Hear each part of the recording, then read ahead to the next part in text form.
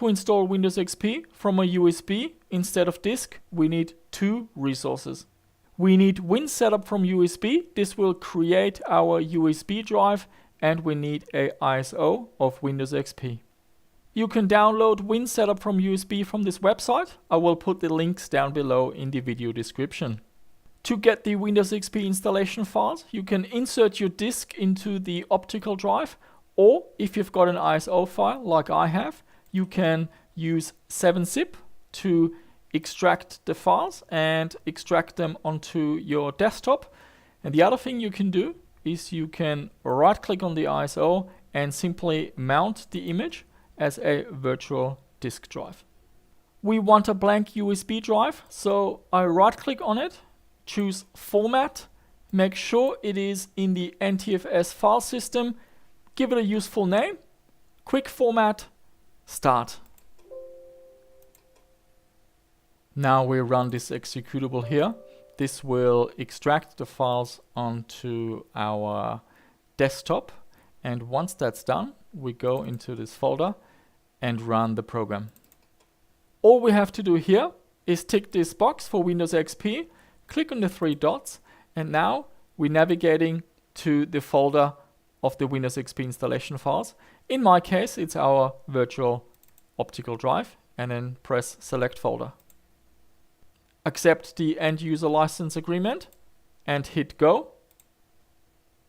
It is almost finished creating the USB. We will next switch over to a retro PC, and I'll show you how to install Windows XP from the USB drive.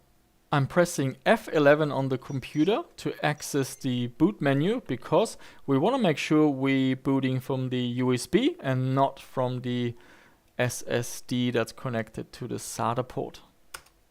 Here we are, so we choose Windows XP setup, and there are a couple of options. Now, the method, how you proceed, depends a little bit on how your storage mode is configured in the BIOS. If it's configured to IDE, you can continue with step number 3, and then after the first reboot, step number 4. However, on my computer, I'm using what's called AHCI SATA mode. For that one, we need to run the first option once. So I'm just gonna press enter. And what it does is it's identifying in the system what SATA controller is in use, and it's loading the correct AHCI driver. And now we can press option 3. It is now loading the Windows XP setup. So this is a two-step process.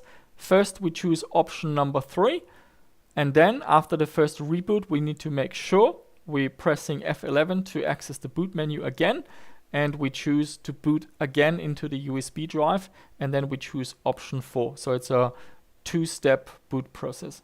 Here we go. I'm choosing my 1 terabyte SSD. I press enter. I'm choosing the option leave the current file system intact, because I've partitioned and formatted the SSD under Windows 10 to make sure the partitions are aligned. If you're not sure what that means, there's a video at the top right hand corner for you to check out. We've covered that recently on the channel.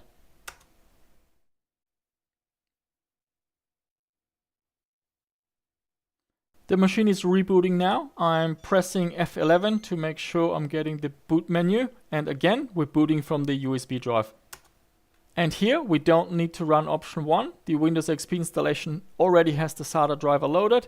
We choose option 4, which is the second part of the Windows XP installation.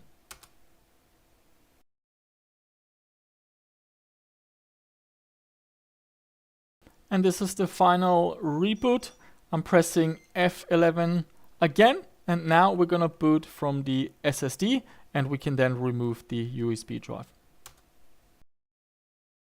And here we are. We just installed Windows XP. You can now connect a USB drive with drivers, programs, games, and so on, and take it from there. But yeah, that is the installation process. Fairly straightforward. I'm just gonna eject the USB drive now, and that's it. Fairly straightforward process. Any questions? Leave them down below. Always happy to help you out, and give it a thumbs up. If you haven't subscribed to the channel yet, please do so, and I shall see you soon with another one.